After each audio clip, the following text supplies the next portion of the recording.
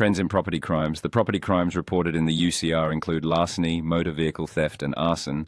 In 2005, approximately 10 million property crimes were reported, resulting in a rate of about 3,500 per 100,000 population.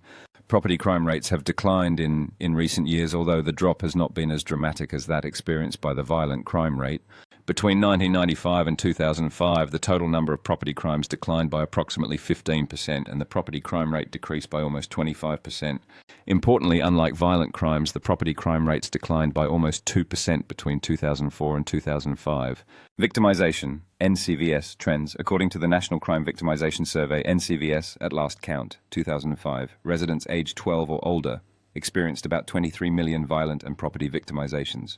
Similar to UCR trends, reported victimizations have also declined significantly during the 30 years since an estimated 44 million victimizations were recorded in 1973.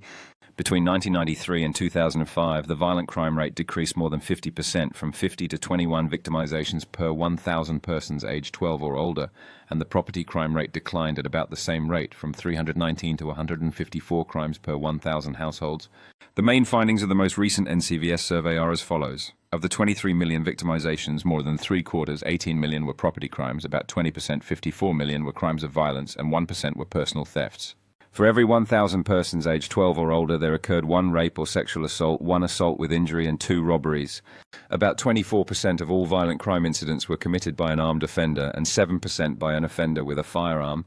And males, African Americans, and youths are more likely to be victimized than are members of other groups' statuses. 48, as figures 24 and 25 show, victim rates have seen an almost steady decline for the past decade. Whether the recent increase in UCR violence rates will be matched by the NCVS remains to be seen. Trends in self-reporting. Self-report results appear to be more stable than the UCR. When the results of recent self-report surveys are compared with various studies conducted over a 20-year period, a uniform pattern emerges. The use of drugs and alcohol increased markedly in the 1970s, leveled off in the 1980s, and then began to increase in the mid-1990s until 1997, when the use of most drugs began to decline. The level of theft, violence, and damage-related crimes seems more stable. Although a self-reported crime wave has not occurred, neither has there been any visible reduction in self-reported criminality. Table 21 contains data from the most recent Monitoring the Future (MTF) survey. A surprising number of these typical teenagers reported involvement in serious criminal behavior. About 13% reported hurting someone badly enough that the victim needed medical care. 7% said they did it more than once. About 27% reported stealing something worth less than $50, and another 9% stole something worth more than $50. 28% reported shoplifting. 13% had damaged school property. The MTF study is also used to measure teen drug use. Data suggests that drug use has declined during the past 2 decades, with a few exceptions such as inhalants and OxyContin. But the MT findings show that drug use has certainly not disappeared.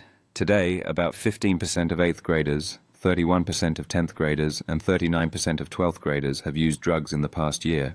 About half of all 12th graders have used drugs at least once in their lifetime.